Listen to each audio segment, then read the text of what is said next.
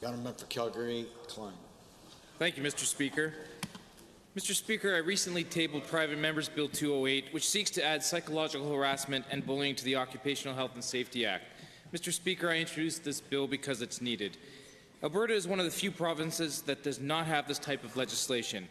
While I've received a great deal of positive feedback for this bill, what was unexpected, Mr. Speaker, is the volume of inquiries I've received about whether this legislation would cover political parties and politics in general.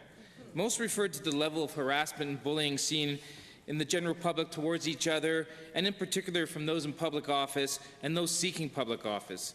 Curbing this type of discourse is, of course, not something that we can legislate, Mr. Speaker.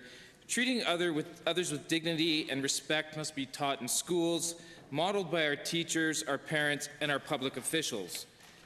We here in the House, of all parties, have a role to play in this, defending actions by saying we have a victim as virtue culture, creating a leadership class of wimps will and does impact the future of this province. Mr. Speaker, how do you think this impacts young adults thinking of seeking public office?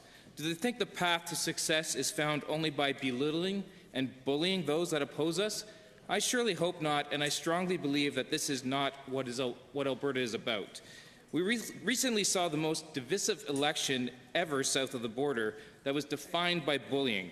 Let's not bring this type of politics to Canada or Alberta.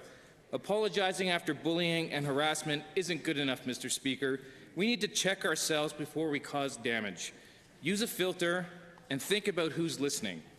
I am proud to say that I belong to a party and a caucus that preaches and practices respect, dignity, and inclusion for all.